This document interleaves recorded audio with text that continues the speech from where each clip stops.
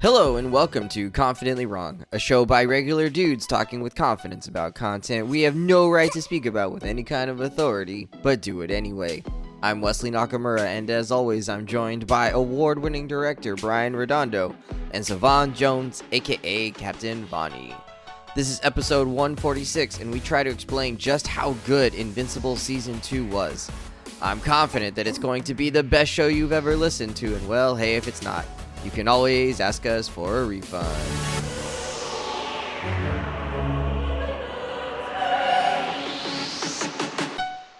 Incredible! Hello, gentlemen. Welcome back to Confidently What Wrong. up? Yo, How are you guys doing today? it's so interesting that just right before you gave that little intro, you had the exact opposite disposition. Right? You were like, and hello, gentlemen. You just turned it on. Turn it on. I don't know if you just like injected yourself with adrenaline. Like I can't octane see stim? below your chest. Yeah, Got that venom. What's happening The there? Wes? adrenaline in Pulp Fiction. You know, I'm Uma Thurman now. No, I would love to see you do the what dance is that? I can't even remember. oh, like the Dirty Dancing one, where you like basically just Yeah. discoing. Keep it trying, on keep the trying, floor. Wes. I don't know. I'm also in a different space today. I don't know if you noticed. I'm in Kaya's bedroom, like straddling her dresser, like Oh in my the corner. God. Like I don't want to hear the word straddle when you're saying you're in your daughter's bedroom. I'm in the corner of the dresser right here. The laptop is on top. The microphone is like perched on the edge. It's like not even fully on the dresser. It's like about to fall off. So there could just be audio shenanigans all over the place. The power cord is going across the door. Like there's a door right here to my left, and the power cord is in the air. It's not even long enough to like sit on the floor and then come to my computer. It's like a little high jump, you know, for Kaya. My word. Oh my. You got this rinky-dink MacGyver set up. It's okay. I know. About the content of I'm your like, words, feeling- not the quality of them. It's pirate radio. At This its is finest. pirate. Talking from a Yeah. scoop can. I had to pirate her room because we have a guest. My cousin's in town. We're recording this a couple days before the solar eclipse is supposed to happen. So her and her wife came in to check it out. It's supposed to fly right over Austin. But as I look outside right now, it's very fucking cloudy, and the forecast calls for clouds the next like week. So we may not even get to see it, which is going to be sad. How miserable are your guests? They're not. They They're have not planned miserable. this for years. I know they've got a good head on their shoulders. They've been pretty good about it. I'm probably more. I'm fairly disappointed. I've been looking forward to it since the last solar eclipse in October. So this has been. I've been like, yes, it's gonna happen. It's gonna be right us. There's not another one for 20 years. I might not even be in the path next time. You know, and it just like totally worked out. That You like, might we not were even here. be alive next I might time. not be alive. I'll be 60 fucking years old. Like, guys, this is what is happening, you know? So, I might have glaucoma, you know, cataracts. Who knows? I might not be able to see it by then. Yeah, because you were staring too hard the first one. Well, so is that what this is? The silver lining? Because the clouds are there, I won't lose my vision, and therefore the next 20 You years can I'll enjoy have the my one vision. in 2044. Okay, Yeah. so that's what it was. That's the silver lining here. Also, Sav, you are sporting a different haircut than the last time we talked. Yeah. I don't know if people noticed. Yeah, I got a haircut last week. If you're watching this on YouTube, Was it a mistake? Did you lose a bet? damn. Oh, wait, did you like cut off part of it and then be like, oh, and then the barber just had to go No, the rest? oh, okay. good Lord. I cut it for reasons we'll talk about off air, but but Okay, so it was yes, intentional. it was intentional. It looks good. Yeah, I like haven't- it. No, You I don't like like it. it? I just haven't seen Okay. my head like this cut short since like high school. Whenever I get my hair cut after it's been like longer, the back of my neck is like cold. Like I could feel like all of the air conditioning, all of like breezes. It's just like everything tingles. Did you have that same No, effect? because I get cornrows a lot, or I did. So a lot of Okay, so times you have the I would same have thing. my scalp already kind of a little bit exposed. But Okay, so your brain is yeah, used to but it. like just not having anything there at all. Just when I look in the mirror, when I touch my head, when I lie down, that's When you want to rip your hair out because you're yeah, going I'm just mad, like, you gotta like, use tweezers now. What? Yeah. What is the insane. verdict from the lady friends or the lady dates? Are they into it? So Are far, they? the streets Like, oh is yeah, loving it so far. And yeah. by the Okay, streets, I okay. just mean like my family, friends, and coworkers. They've all complimented me. They've all said, "You look so." They're just always They said, hanging "Oh, you out look like so." on the They said, street. "Oh, you outside look your so place. handsome." I'm like, thanks. But Savon like looks grown though, right? Like he just aged 10 years. Good Lord. Maybe Oh, I more. thought- Good Really? God. I was telling him earlier, like now he's the end of the bench veteran that yells at all the rookies. All right, Spencer Dinwiddie. Yeah, Yeah. Udonis Haslam, Spencer Dinwiddie. Who did you say? Taj Gibson over here. All right, let's get into it. This episode, we did such a good. I want to pat ourselves on the back. We did a good job of letting people know what we were going to watch, so that they could watch it too. So maybe people won't feel like we're spoiling it for them, because this is going to be super spoilers heavy. We're going to talk about Invincible season 2, back to the world of Mark Grayson and Owen. Oh no, what's his name? Nolan Grayson, Debbie Grayson. And the whole fam, and then Dick all the Grayson. Guardians. All the Guardians. What is their name? Is it? It can't be Guardians of the Galaxy. That feels like Guardians of the Globe. Of the Globe. Okay. So we're getting into this Amazon Prime show. Obviously, it's been on. We've been pretty big fans of it. I think I honestly, well, I shouldn't say we've been pretty big fans. I was kind of lukewarm the last time we talked about this. Sav, can you remind us a little bit? Do you remember what we talked about? This was maybe back in November or October when the first batch of season 2 episodes came out.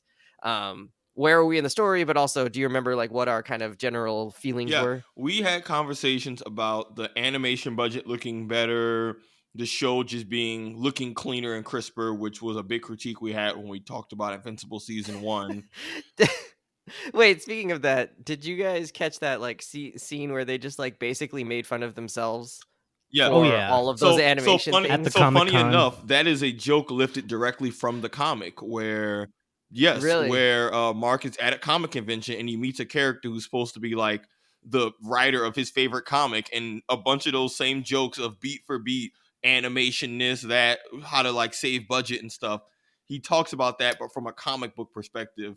And it does the exact same like versions of that joke in the comic. So like a good joke period about the animation and production stuff that happened, but also it's even better in that this is a joke that they did in the original series too, but from about comics. So I'm glad you appreciated that, because does it make us accept their flaws more that they're open about it?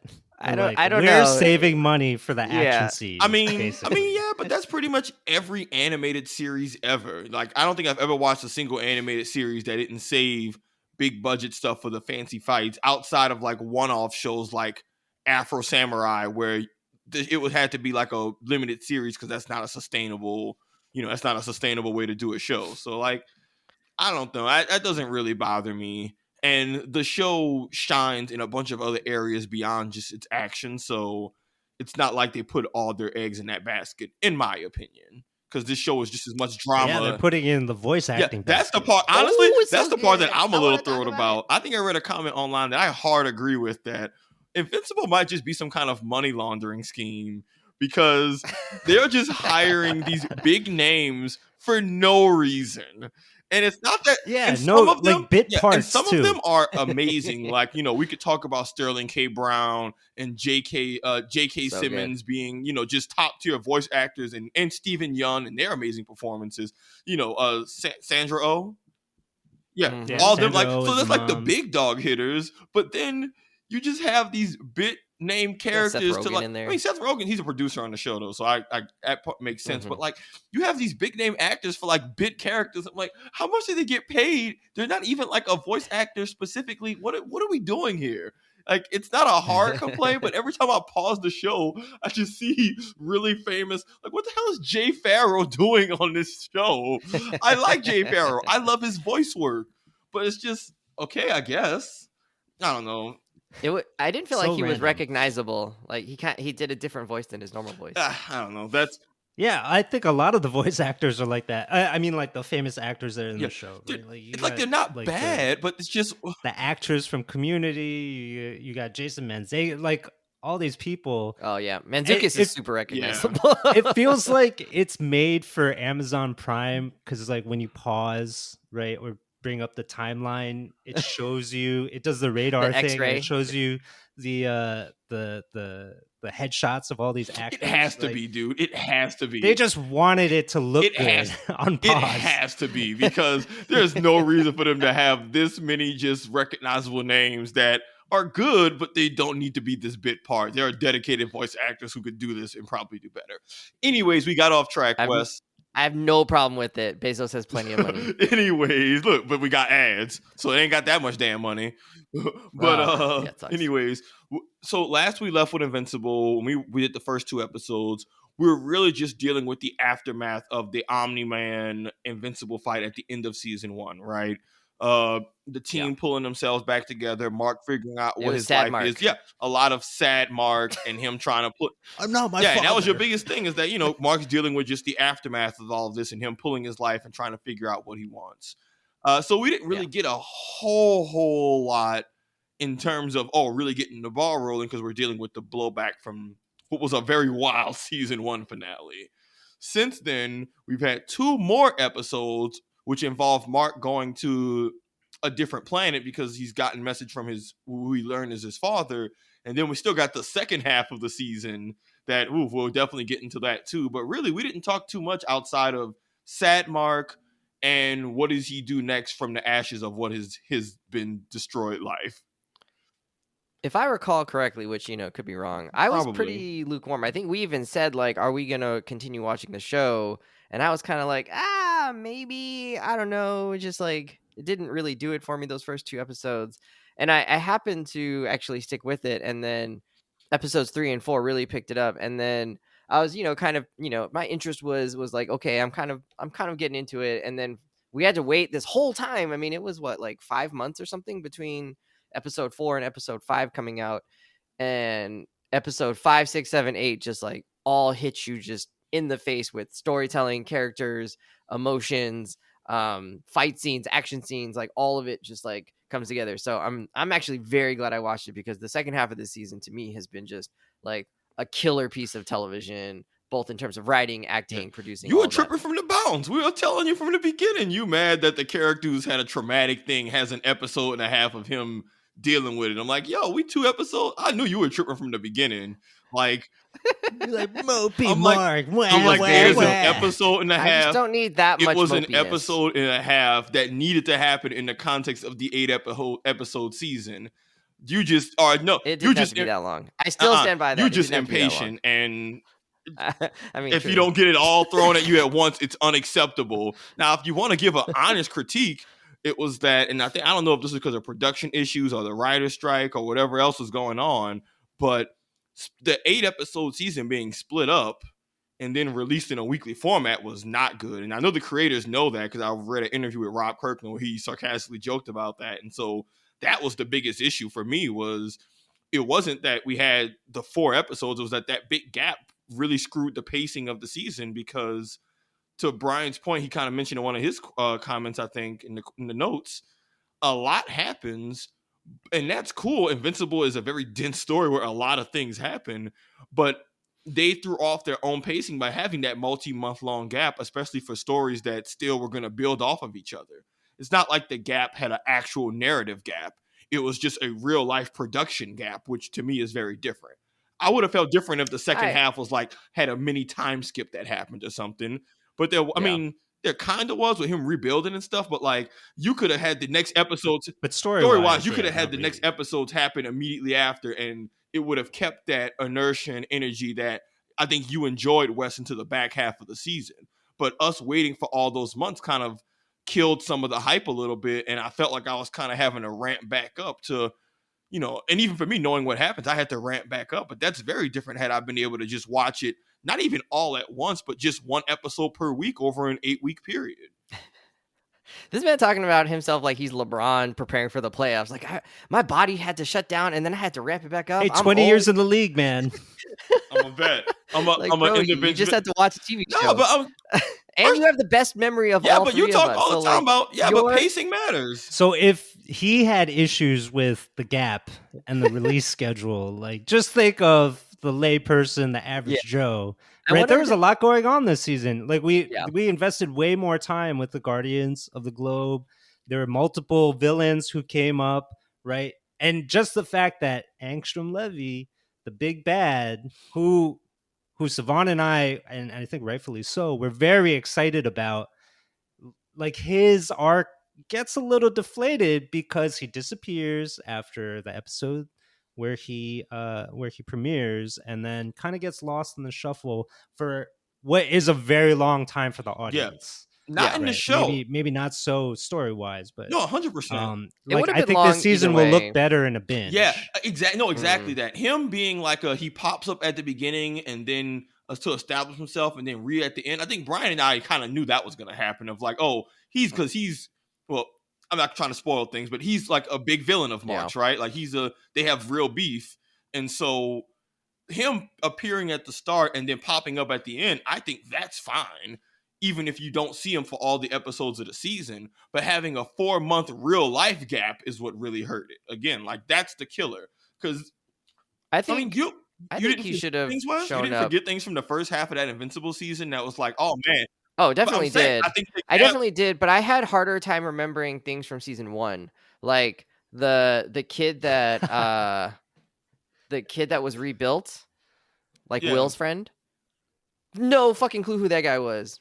Like all his trauma and pain and whatever, I was like, I have no idea why this guy is like a problem. So we can admit that long gaps in like a show production wise can just sometimes make certain story beats hard to pick up, especially for dense shows. Like that's why I think the pacing matters. You're already going to have gaps between seasons. You can't have a gap in the middle of the seasons. You're just because you're not, your people are losing inertia. Yeah. I'm surprised that you guys felt that way, or that Savon felt that way, given that you've in the past sort of been a little bit lenient on shows that have had production issues due to real life circumstances. Like when we talked about Falcon and Soldier, whatever that fucking show was. And you talked about like how the correct title, Falcon and fucking Soldier, the way that the pandemic affected their storytelling and their timelines and production and things like that. And so there were some like, there were very significant, I think, bumps in the way that one presented itself. And that to me like was rubbing me the wrong way. I agree that like having to wait was like not ideal, but like in some ways for me, actually, just for whatever reason in this particular time or this year, it actually was a chance for me to just like get excited about it coming back. And I didn't have too much following. I think they did a pretty good job about doing the previously ons in the beginning of the show to catch someone like me up who just doesn't remember things. And I don't feel like I missed any of the feelings or the thoughts or whatever, like the storylines. So I thought it was not too bad. I didn't mind it. And I'm always a fan of like, get the story right, get it. And, get the, whatever you need to do right, rather than trying to rush and put something out that isn't good. So even though they're delaying, like, Beyond the Spider-Verse or whatever the next movie is called, like I'm okay with that. Like do it well. That's we know you're not okay with that. I'm not okay with them cliffhangering, but like now that I know that I'm gonna have to wait anyways, like I don't mind waiting another 6 months or a year. I was like, okay, as long as the story is good, do a good job with the fucking story. It's also a lot easier to remember a 2-hour movie than in 8 episodes. Yeah, also the why for that kind of matters, because I do give grace if it's something that was out their control, like, and I don't know the exact details, like the strike is out of I their don't control, hold that right? against them saying, hey, y'all made a mistake. This isn't you made a mistake. This is this circumstance, not anybody's fault, is something that took from the show, and that's not anybody's fault. It's not a finger point. It's just this is an unfortunate consequence that. Look at Savon being like, it's not anybody's fault. I mean, you get what I'm saying. No, like this, it's different. What are you talking about? It's Joe Biden's fault. Studio head's fault. No, but that's not. No, my point being, siding with the man. I see. Oh my lord, you get exactly what I'm. I know. There's a distinction between someone creatively did something that was like not the move versus shit be happening. This is just what happened. No. I mean, what they could have done is they could have waited, right? Like someone decided like, let's do these first 4 episodes, even though we know the back half isn't ready yet, and they could have waited on that and just released it in the spring right now, right? That was somebody's choice too, around thinking, well, we got to get our viewers in, we got to get our subscription numbers up or something, I don't know what their thinking was there, but yeah, I mean, I could see that. It didn't bother me as much as maybe normally it would bother me. I just kind of was smooth braining this one, so. But for what it's worth, they cool. also made this one in season 3 concurrently, so I think the gap won't be as long. Oh, okay. That was also goodness. I also read that in a Rob Kirkland interview where he was talking about just how this season went and yada yada. Anyways, yeah. All right.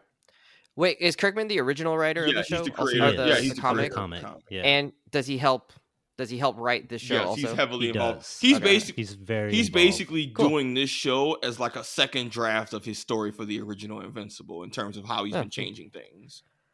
And there will be a third draft in the form of a live action movie, which he is also heavily involved in. Oh no. Okay. Whatever. I don't know if I'm excited for that. That doesn't feel very exciting. But whatever. Anyways. All right, so and he has said Steve Yeun is too old to play Invincible live action.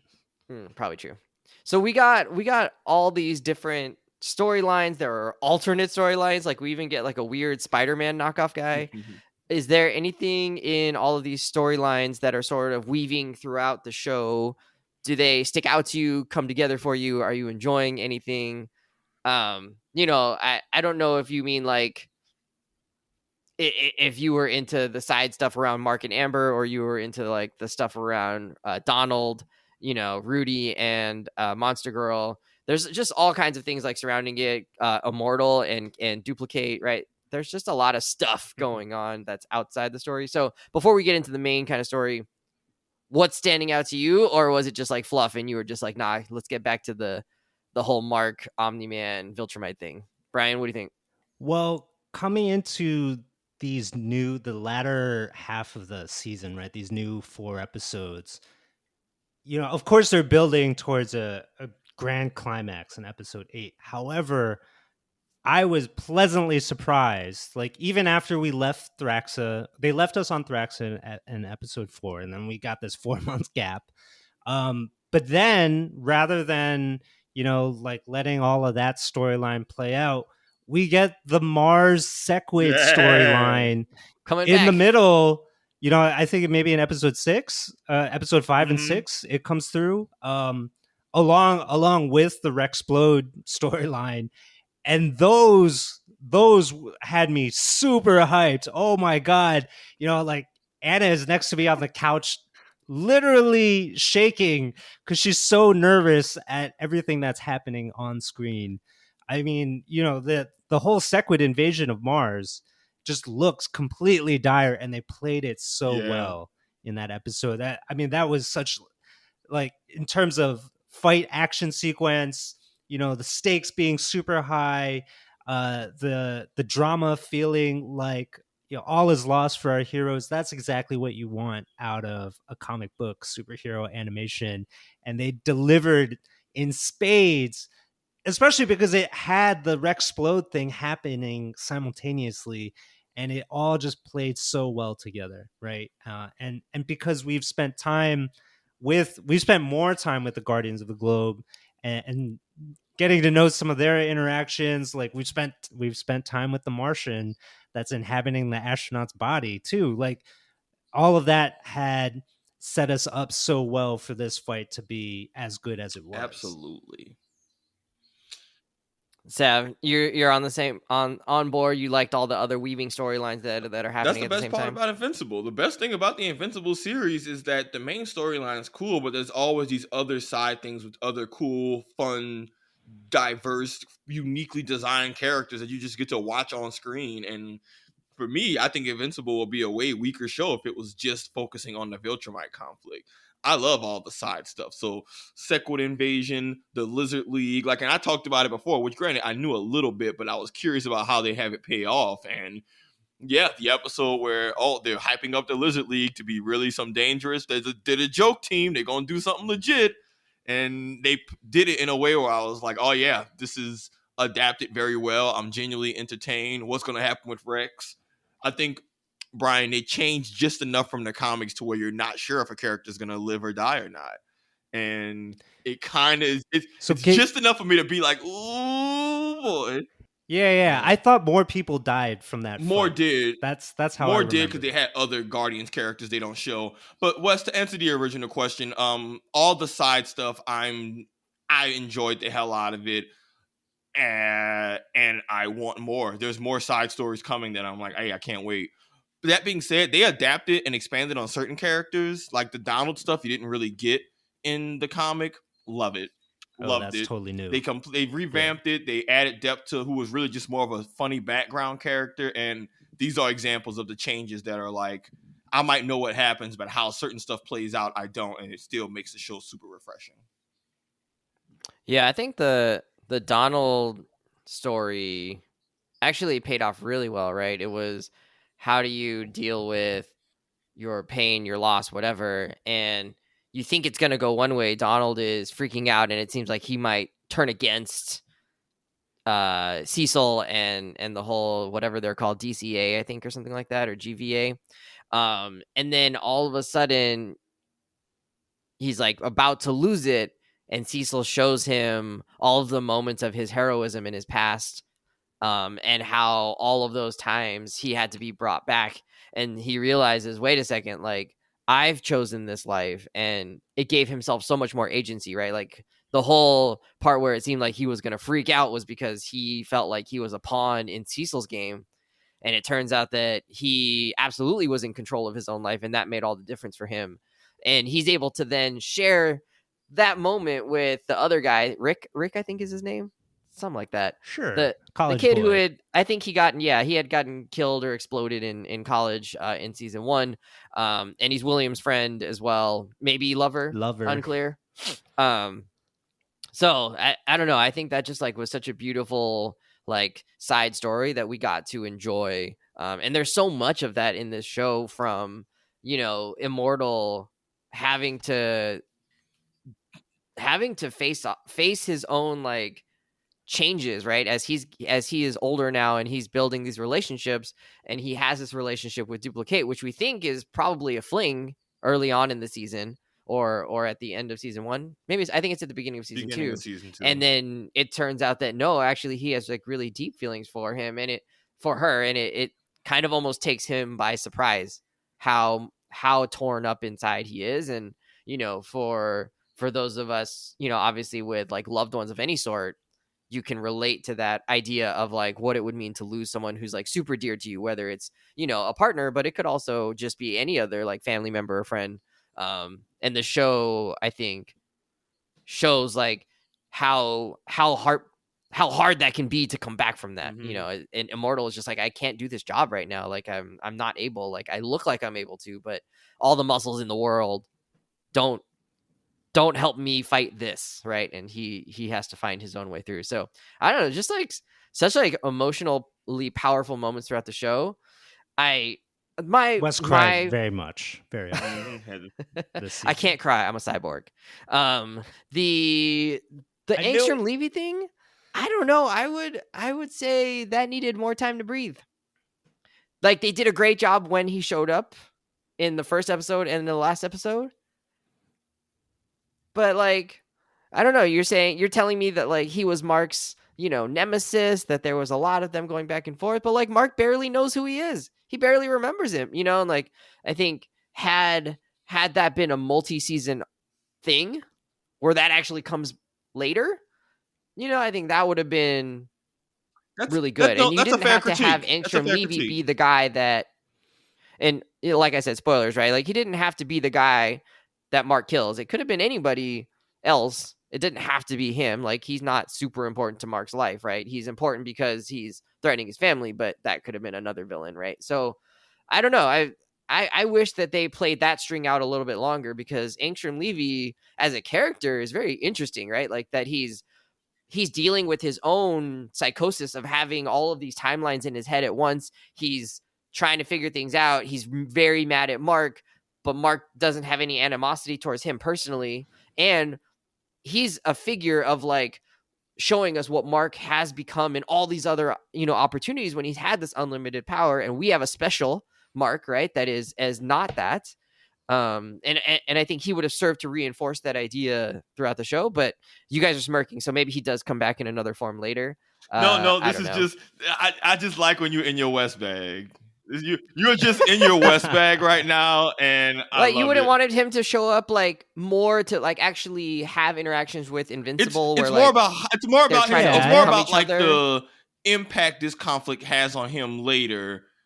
More so, it's like, it's one of those, like, like, okay, like for Batman, or what is it for Spider-Man? It's Joe Chill or whatever. It's like, yeah, it's not really that you're there. It's that what you have done has just impacted them in such a significant way that's what makes them so important, even if it wasn't like they weren't someone who they just had a lot of face time with. Okay. I think that could have been played out more. I do think, I had mixed feelings about it as well. I don't think your criticism here is completely off base or anything. Like, I mean, he, in my mind, right, as somebody that read the comics, like, he occupies a huge space in my Invincible brain as to how important this character is.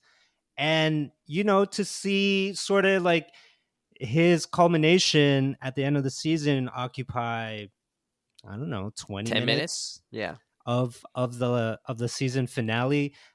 In some ways, I kind of wanted it drawn out too. Like maybe even if that 20 minutes or 10 minutes was played out across 2 episodes, right? Like, kind of the way they did the Sequid fight, which played out across 2 episodes. Like, if they had done that for Angstrom Levy, maybe that allows us as viewers to help his character and that conflict magnify in our brains.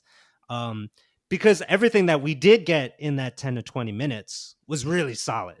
Like, Sterling K. Brown, took us to another level in the same way that J.K. Simmons does on the show. And, all the villainous acts that he's perpetrating against the mom and Oliver, and the way that he's delivering the lines and talking about his hatred for Mark. Wonderful. Excellent stuff. However, they did a great job showing us all of his trauma, right? Like him losing his son, all the blended memories that are from different versions of him have experienced. And Mark just being a complete monster, like, lunatic. Yeah. Like, oh, I understand why you're. Which, by the way, completely new sequence they added in the show. In the comic, when Angstrom is like terrorizing the family, you don't get to see him having these mini breakdowns of actually seeing what the different versions had experienced firsthand. You know that it happens because you know that he talks about it. Did I cut out? Oh.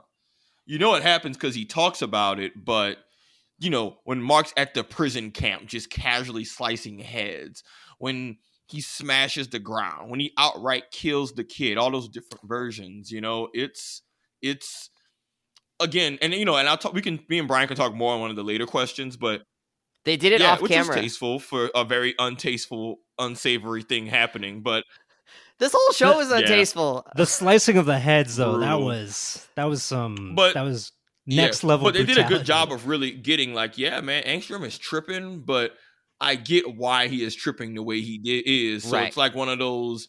There's definitely they definitely lean into the element of his character being tragic, which makes all of this stuff in this episode that much sadder, because it's like, oh my god, dude, y'all should be on the same team side right now. And I'm like, oh, this is the worst misunderstanding just ever. This is so awful. It was so, but the way they did it was that great, was so but good. it was just like, oh my god, we don't have to be doing this right now. It was very stressful. Okay, yeah. Anything else you want to say? All right, so love that it's over a misunderstanding. Like, well, like, it's not a misunderstanding. You have that with your spouse or your sibling. It's like, we're arguing about 2 totally different things because I thought you said this word, but you actually said this other word. That didn't happen. It did, dog. Yeah. You tried to save me. I did not. You did, dude. You literally did. I was there. Those Mauler goons were beating the brakes off me. Okay, so we've talked about Donald. We talked a little bit about Angstrom Levy, a little bit about Rex. I think we could talk more about that in Immortal. Was there any other characters that you were into, or the character stories that you were into? I actually ended up really not liking, but feeling invested in the Mark and Amber saga. Yeah, you were. We know where your heart is. Lover boy. Also, who doesn't love Zazie Beetz? They but it could the be. character I think that could have been really. I think that could have been really extraneous or like whiny, and I think the way that they wrote it ended up being actually very like grounded and real and mature. That is a storyline that they did properly feed and seed over multiple episodes, right? Yeah. So it does feel earned. Again, they completely changed how that relationship and breakup went, and completely. Oh, really? Amber was a way less interesting, more one-note character in the comics. The breakup is way less tasteful, and like there were some key elements, like the whole Anissa threatening her thing never happened. But they did but again, this is an example, I think, of Robert Kirkland just saying, hey, yo, when I wrote this originally, this just wasn't good. I can do better. Here's how we can shuffle it around and make these characters more engaging and less one note, or just stuff that was frankly bad writing just being completely like changed. And so Amber went from literally a background character who pretty much does nothing in the comics, right, Brian, to even though they've broken up, she's still someone who's had a profound impact on who Mark is as a person and wanting to be a good. So even though they're not together anymore, it's going to be clear moving forward in the series, in my opinion, that Amber had a positive impact on him, because he talks about how she makes me want to be a better person. And one of Mark's big character traits is just wanting to be better and holding himself accountable for his power. And like, I think that's very important, because it happens in the same series of episodes where the mom talks about how I raised the one who was different. So, which actually, to my big thing of characters, the mom, Debbie, Debbie, as shout out, again, Sandra Oh. not the most interesting comic character, because I think she was written kind of poorly. But man, in the show, she might be one of my favorite characters. She's just this human who has to be so resilient in this insane world, but she's uniquely intimate with it in the way that others haven't, because she was married to the man who tried to take over the world, and her son is the one trying to carry the legacy of protecting the world, and she's just managing through all that, putting her own life together. Like, there's never a scene or sequence with Debbie where I'm not actively listening and invested, because she's so well acted, she's so interesting, she's so human, but also superhuman in how she just like is just a badass. Like, even through all that awful Angstrom stuff, man, Debbie was holding it down. She was talking. Oh, she went at him. I love that. Actually, she was talking that shit, man. You tripping, you mad because you the villain, you projecting, you hating, but really, you hating, but like, my son good. So like, why are you mad? Why are you hating from outside dimension? You the one who came in. Like, you know, like, she was talking, protecting Oliver, deciding to take on Oliver, which again, they made it way better than how it went in the comics, but of her like being the parent who stepped up, like, yo, man, Debbie a real G out here. Like, but I did not think she would be one of my favorite characters, but I gotta give props to Sandra Oh. She brings the character to life so well. And I know we talk about their inflated celebrity voice acting budget, but she's worth every penny.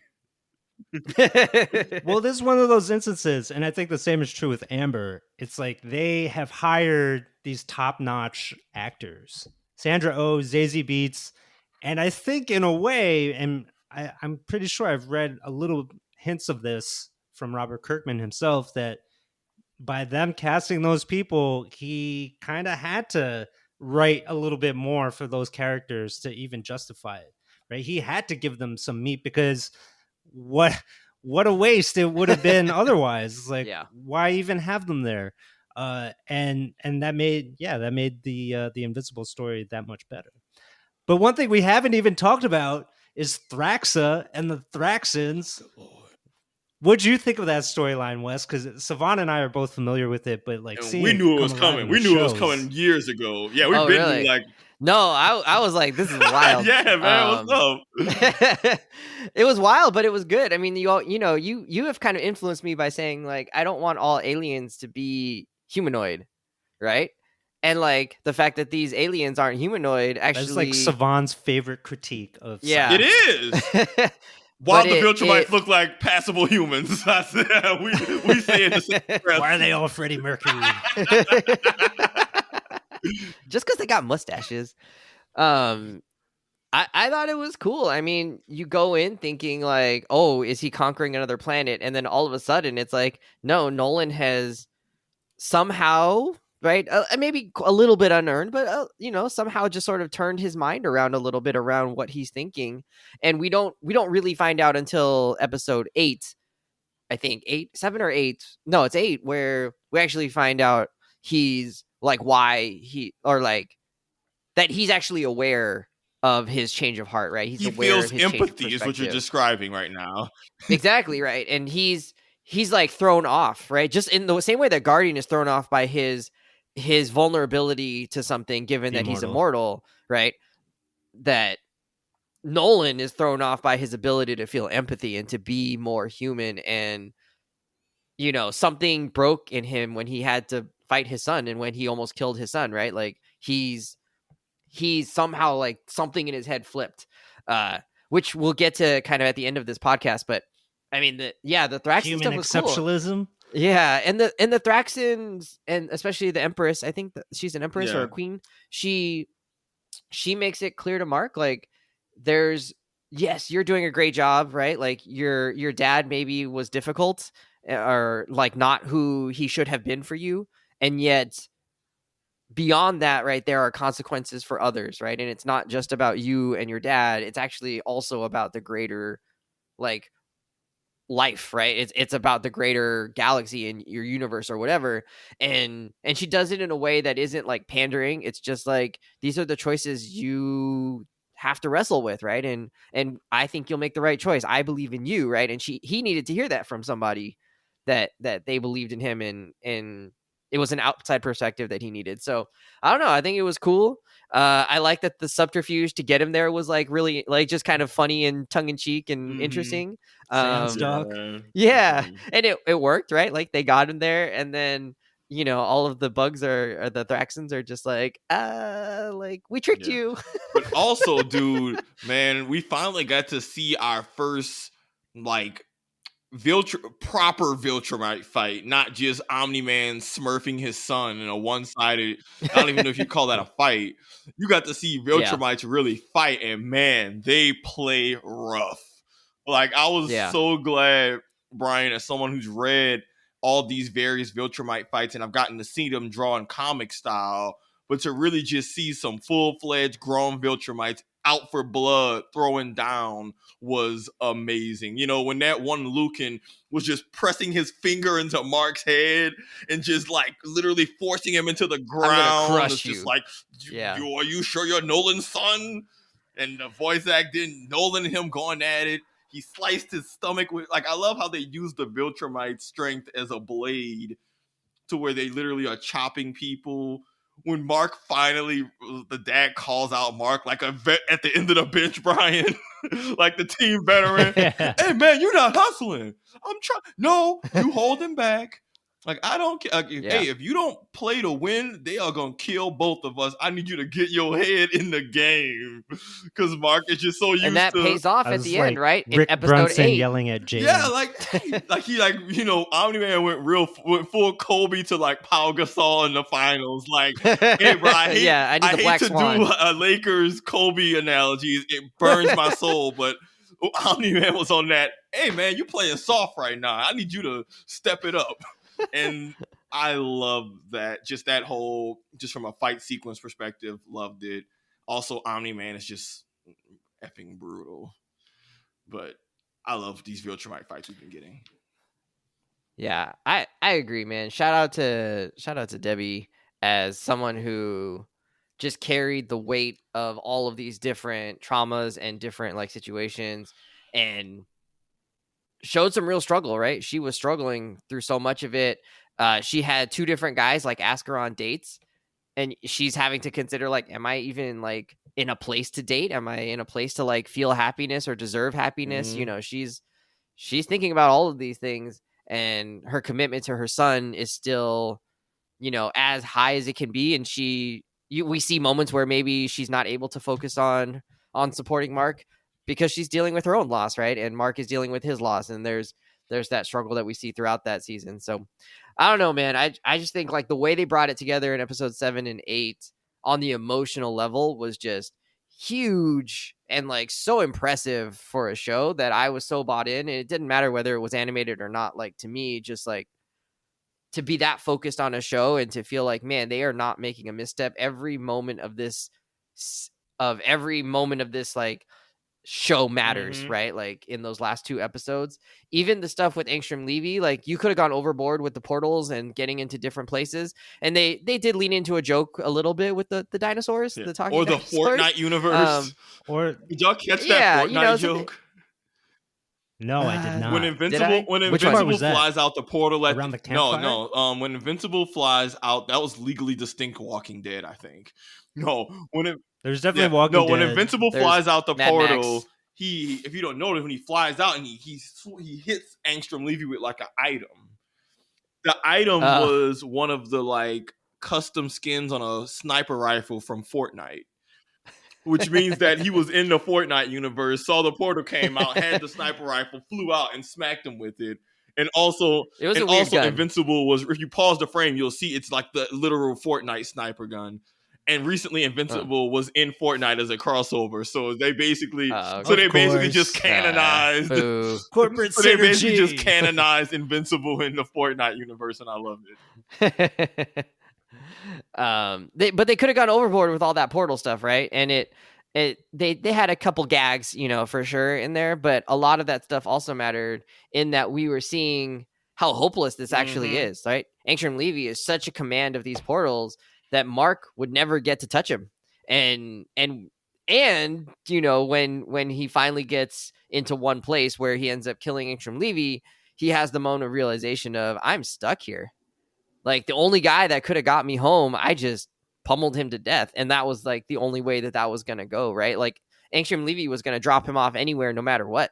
And there was nothing he was going to be able to do about it. And this is just that just happened to be the last stop. It could have been any of those places could have been the last stop for him, given that he was changing times. It wasn't like he was in the same universe in the same time and he could have just flown back home. Yeah, he was just going to be asked out no matter what. I mean, he was only saved because Levy's insane and was like, I'm softening you up because I want to kill you myself.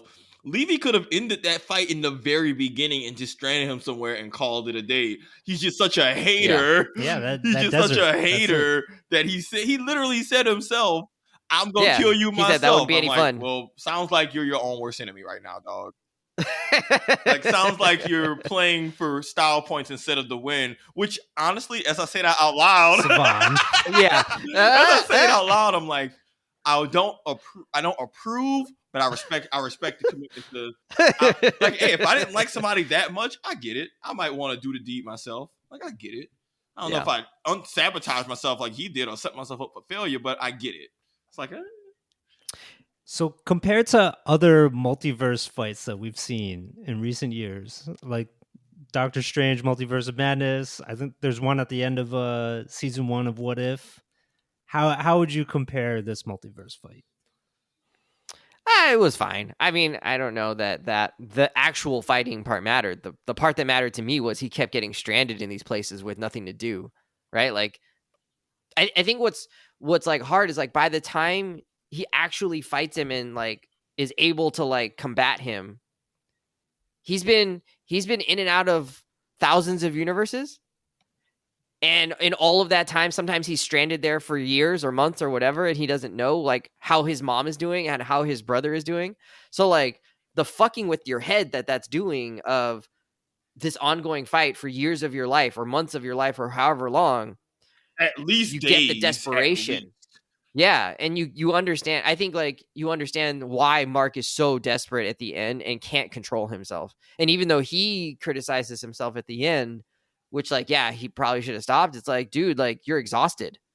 You're literally just like, you have no, it's like you're Kaya, right? You have no frontal cortex power at all. You don't have any energy left to just control. Yeah, any of your, dude, she has no. My son shaded his daughter hard. Damn, you show the eclipse in her own bedroom. The eclipse ain't here already? Because, good God. No, I'm just stating the facts. Let me tell you. I don't know that I got that Mark was stuck for months on end. I think they kind of like played that up more. Right. I think they could have, but like if you think about it, like how long he was in this like portal fight where he had no power. Like all his powers didn't really help him here. He would fly out of one, and then Angstrom and Levy would just pull well, he said himself up, right? that time runs differently in certain ones, so he's lost track of how much time. Well, and when he's at the campfire scene, he talks about how like hopeless. So like I think that you would a viewer, I don't know if it'd be like months, but at the very least, let's say multiple days. And it's you're right. It is easy to forget that the viewer knows that Mark ain't gonna be hard stranded. At least we don't think so. But he really doesn't think that, which you're right. It does play into his desperation at the end. But I think what made this Portal multiverse fight better than most others was, to your point, the psychological, but the emotional stakes of it. This wasn't a fight. I mean, this fight was one part. Let's show cool locations and stuff. But they could have went way sillier with that if they really wanted to. There was no paint universe. Yeah, you see what I'm saying? Like, they still kept it a little more grounded in that sense, but I think the focus was more, to your point. It's about, like, 100%. This is the issue that Mark can't really punch. Right. He's also in a hostage situation. But then he has to keep making split-second decisions of, do I go through the portal? My mom and brother are hostages. I need to attack this dude, but if I'm not careful, they could die. For me, that's what made it better rather than the portal. The portals were just a means to just psychologically torture Mark, which was better than, because most of those, you're right, most portal sequences are about, hey, let's just have the animation team have fun with all these cool gimmicky places that we can make up literally anything for, which there's nothing wrong with that. But man, I was on the edge of my seat because the situation just kept getting worse, right? Like Mark's getting desperate. Mark went from F it, I'm gonna just attack you, to okay, let me try and reason with you. Okay, that's not working. All right, hey, let me just talk you down. No, that don't work. Then he tries to say, look, I'm not doing this no more. He throws the knife at the mama to make him have to keep playing this game. The mama decides to take things into her own hands and ends up getting her whole arm shattered while the baby bump his head. Like, man, that shit was stressful. Like, the most stressful parts weren't even the portals. It was like, yo, Angstrom is so unhinged that I'm so terrified. Him picking up the baby. I'm so terrified for Oliver and Debbie right now that, like, I'm watching that whole scene with just like my hands, and I read the series, but I'm still like, yo, this is stressful. So good portal fight, but not for the reason that most portal fights are good. Right. And Sterling K. Brown played it so good. Amazing. Right? You could, I think, well, to me, it seemed like it could have been way overdone. And he did it a pretty a pretty exaggerated version of a villain. Like, it was not like a subtle performance, right? It was very much like, ha ha ha, I am the villain. And he made it work. I don't know. I don't know how he did it. His delivery is still subdued at the same time. It didn't come off silly. It came off like, oh shit, like you're just. It's because the character's mentally unstable. Like, this is a character who's mentally unstable. Yeah. They're not inherently evil, so there's definitely some rational and intelligence in there. Not just like a rabid dog, but they still have a lot going on. So he kind of a rabid dog. But like, he's not a rabid dog because he still thinks and has plans and comes up with strategies. But he's also just unhinged because of all the memories. Like, I don't know. I think Sterling K. Brown's performance, combined with them adding in him having those mental flashbacks to show what he experienced, both came together to really elevate both. Like, I think Sterling K's voice acting elevated the dialogue, right? But then those scenes to show what the character had been through also elevated his performance. And this is, again, a case of like good writing and good acting, voice acting coming together in a really dope way. But I loved Angstrom. To him, tears streaming down his face. I wanted more. Like him breaking down. I felt bad, scared. I felt so many emotions, that whole sequence of anger, sad. The multiverse of emotions. Mark beat his ass. And I'm also like, hey, yo, like, because in my head, I'm thinking, hey, yo, that's your ride. I'm like, that's your ride home. Like, that's your Uber. That's your Uber, pimp. Yeah, you just put a 1-star review. He's not coming back. Okay, well, let's talk about the fight. We see Mark fight Angstrom Levy, and it seems like Angstrom Levy is saying, like, I've fortified myself, I'm good at it, I can take this, I can take you on now, I've planned for this.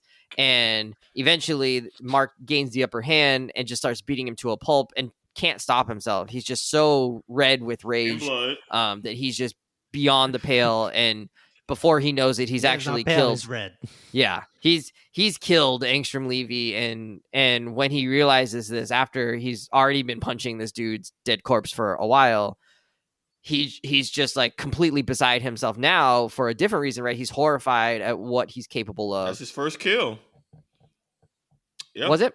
That was his first, like, and he had even said, like, I think earlier in the season he had said, like, I don't kill people, and that was what you were talking about with that fight with the Viltrumites on Thraxa, where his dad had sort of said, you need to kill them, like, that's, otherwise they're going to kill you, and this is not measures. Yeah, Mark never killed anybody though, up until that moment when he killed Angstrom. Like, if you think back, he's killed like monsters and the Sequids and stuff, but in terms of like a being person, he's never killed anybody.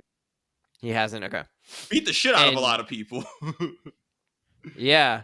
So I don't know. I think the way they used that moment was so clutch. I mean, just in the like half an hour remaining in the show, or however long it was after he did that, it is just now going to be such a focal point for him in his life. And like, I like that they did that, right? Like, it shouldn't be a small thing. And like, while you understand why he did it, and Cecil's telling him like, it wasn't your fault, like you did what you had to do, and Debbie kind of telling him the same thing, he is just like, like, that was not who I wanted to be.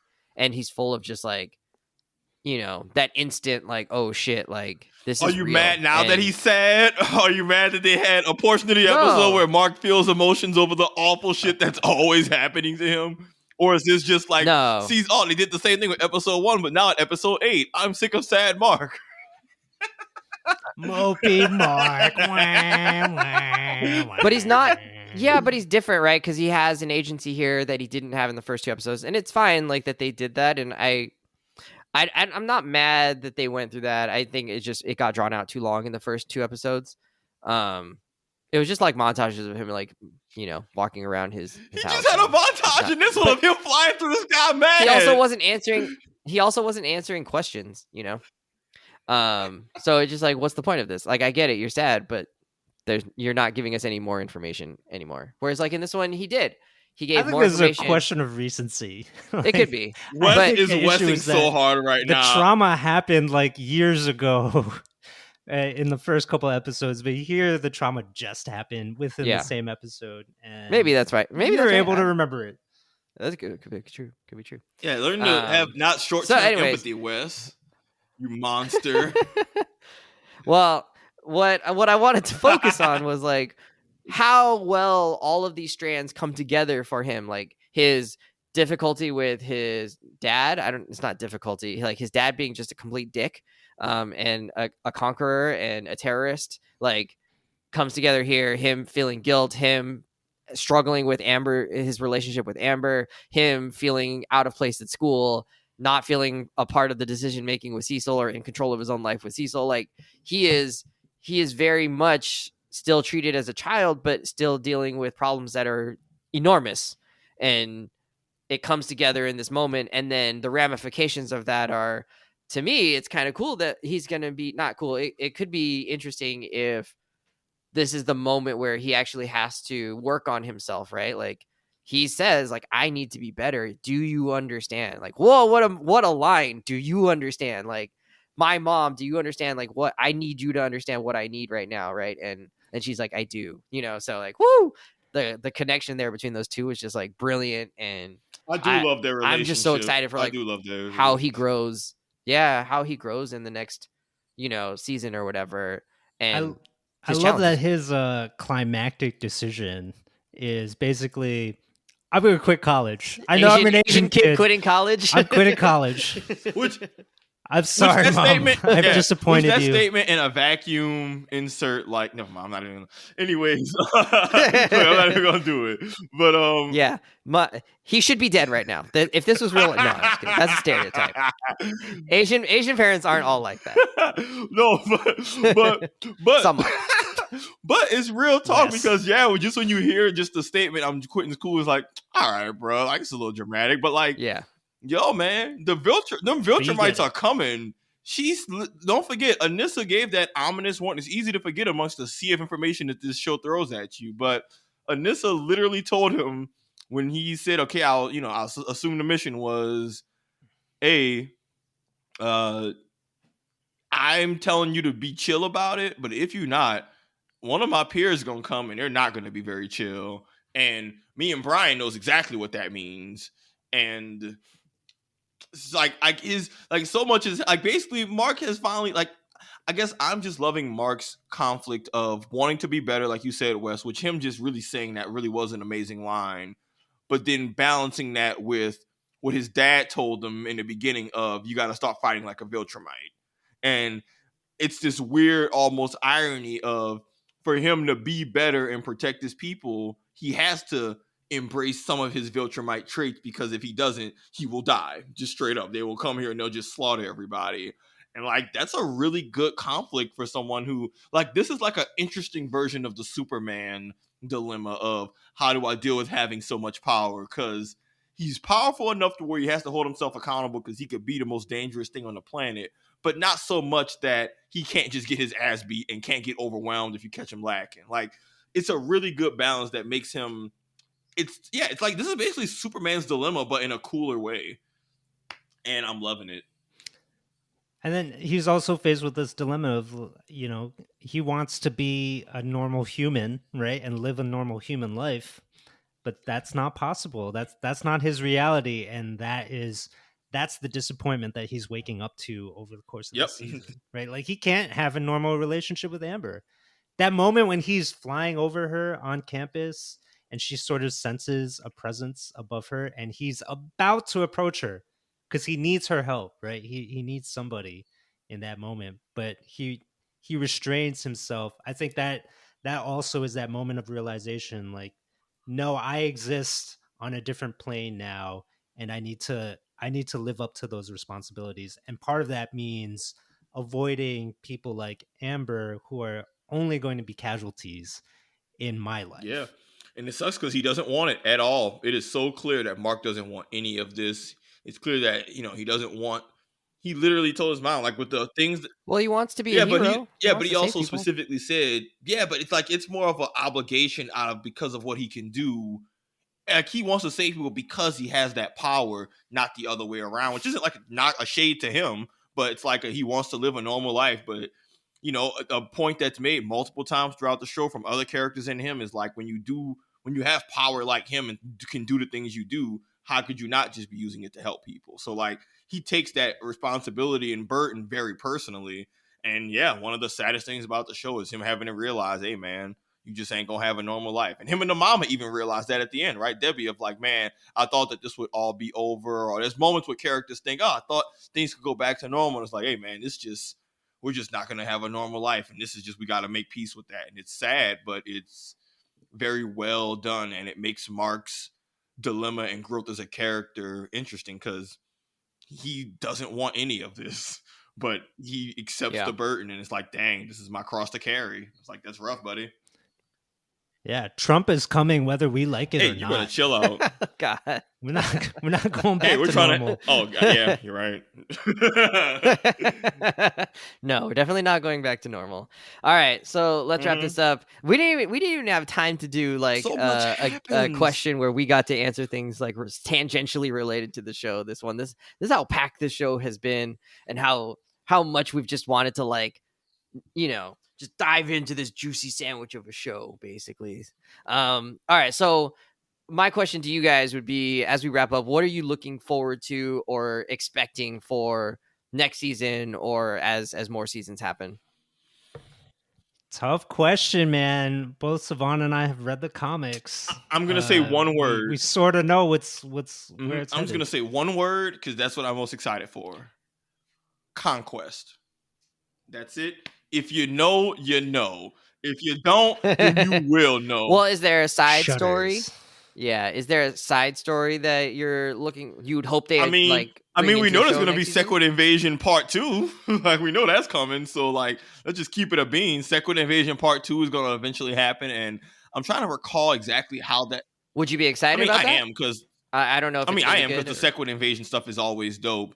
There's still the Deus Ex... Cecil and them had that frequency that can screw with Viltrumite hearing that that they hinted at in the first episode of the new season, right? When he fought the underwater sea creature. Like, they're going to do something with that. But my big hype thing is just the word conquest. It will make sense when you know, you will know. And it's going to be one of the best sequences in the show, period. One of my favorite things about Invincible are all the side characters, are actually all the other heroes and their warped worlds that they inhabit. So one thing that I am really excited for is actually where Monster Girl and Robot go. They have a very interesting arc as well that also ties in at least if I'm remembering this correctly, it also ties in one of the earlier villains. Yeah, it does. Who was an ongoing gag around time, and I think it feels like we're heading in that direction, and hopefully they do that justice. There's also a little bit about duplicate that's still to be explored, and I love that bomb when that drops as well. So like there's plenty of stuff. There's plenty of good material for the show to and mine. New characters you still haven't seen yet, believe it or not. All right, I like the Monster Girl Robot interactions. They've been good, right? Just seeing like Robot struggle with basic human things, basic teenage human things, and it's like, yeah, that's kind of what being a teenager is like. You just don't know what the fuck you're doing ever, and maybe it's true as adults too. I don't know. Maybe it's not just a teenage thing, human thing, a boy thing. Could be that too. Okay, but my biggest thing that I'm thinking about going into the next season is like, am I really prepared to root for Nolan? Like, he's having this change of hearts, and he seems like he might be working with Alan, and maybe he'll go against the Viltrumite Empire or Viltrum Empire. And so I'm kind of like, I want him to do that, but like, I don't trust this guy. I don't know if I'm ready to be like, yeah, you're forgiven for all the shit you did to humanity and to Mark. But he misses his wife. Oh yeah, that was weird too. Like, what? Like, no, they can't. Okay, but which one? Right? Yes. I think he meant Debbie. But he can't. They can't get back together, right? So how does Debbie even process that information? Like, all kinds of questions. I really liked that. Like, they left that part unanswered yet, and they haven't even started yet on like, are we going to actually be cheering for Nolan in the next season, given what we know about what he did at the end of season 1? And it's like, are things forgivable? Can you be redeemed through your actions? So depends on how they tell the story, right? Like, how do you, because in a lot of stories in the past, we have been able to be like, yeah, I can root for that character now. Like, I see their redemption. And sometimes you're like, nope, what you did is what you did, and like, that was unforgivable, and no matter what. And it's all about perspective and whose perspective we see. And if they show us more of Nolan's perspective and what's changed him and how he's willing to atone, then I think we as an audience will be more on board with that. And if they don't, and if it's more from like Debbie's perspective, or it's more from the victim's perspective and the human perspective, then probably not. So here's something that, take this and do with this information what you will, Wes. This isn't a spoiler because this is things that have already passed. Great. Another thing that they have changed in this show quite a bit so far has been how people have received Omni-Man post the battle with Invincible. So when Invincible arrives on Thraxa in the comics, he hugs his dad because he's still happy to see him. In the show, Mark was just like, hey, yo, man, I'm still... Like, he was way more... They changed how he reacts to seeing Nolan again completely. Why would he hug him? Because this is Robert Kirkman realizing that some of the stuff he did probably, in hindsight, didn't work the way it should have or wanted it to. So in this one, Invincible's way more... Like, when he says... like when he meets Oliver and he's like, no, man, you can't do that. You can't put that on me. All that was like new dialogue that they really added, because before, Mark was not nearly as critical of Nolan, saying this is all on you, this is your fault. Mark is way more willing to just kind of help Nolan once he explains some of the situation. Even when they're dealing with the aftermath again from Debbie's perspective, which in hindsight was awful, Brian. In the comics, there's a point where Debbie lashes out at Invincible. blaming him partially for what had happened. But the show changed it to where, well, people do irrational things when they can't control what happens. So like maybe that could have worked depending on how. Yeah, they played it. But in hindsight, it was just not good writing. But in the show they changed it to where Debbie was with Cecil while Mark and Invincible were having the fight. That didn't happen in the comics. So in the show, she was able to listen in on their conversation and basically be brought up to speed that Nolan is a monster. In the comics, she's not as like, there's no narrative reason for her to know what their interaction was. So like the blowback is, the point is she's way more sympathetic. My point being that they're setting it up already to from what the show has done of like, hey, people are not forgiving of Omni-Man. Even his immediate family are still like, hey, no, man, F this dude. They weren't nearly as F this dude in the comics in these portions that happened. And then also in that interview with Rob Kirkland, which I have to share with y'all, he talked about things coming for the next season and specifically talked about, man, look at Sav here hiding the answers to the test from us. Bro, we're supposed to be a team. You're supposed to, send us the answers. You can't just hide them for yourself so you get a good grade on the pod. Come on, bro. Don't pretend like you would even look at the answers if you had it before the test. We know where you're at. Get out of here. But in an interview he talked about, also I was reading it last night because it came out after the finale of the season. But so it's only been a couple of days. Anyways, he talked about how in the end of season 1, the scene where Omni-Man kills all those people, the subway scene, again, none of that is in the comic. None of that is in the comic. It's still a destructive fight, but it's not as him deliberately just massacring people. And so Robert Kirkland himself said that any type of Omni-Man redemption is going to be way harder because we just see him behave in a way that we didn't see in the comics, and that's just way harder to forgive, which I could not agree more with. So I don't know if they're going to go with a long-term Omni-Man redemption arc like they're trying to set up, but I imagine some key moments, Brian, where Omni-Man interacts with other characters are probably going to go differently based on how they've changed things already. Because just from what I've seen so far, more characters... They kind of have to. Because already Debbie and Mark are not nearly as sympathetic or forgiving of Nolan at this stage in the story as they were in the comic, which bothered me in the comic. I was like, hey, yo, what? Yeah, but the fact that I'm even considering it, I'm like, well, he is kind of our only hope here, is like got my brain, jumbled. I guess that's just do with that information what you will of like how they might try to handle his arc down the line, but they have been changing it so far to make him really have to work for it. All right. Now can we wrap up there? Can I just add one cryptic bomb, just like Savon did with Conquest? Yeah.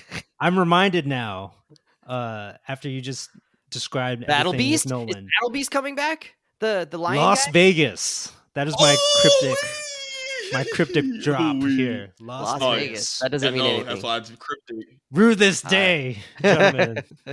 Conquest and Las Vegas. Okay. You heard it here first. That's what we want to see coming up in this show.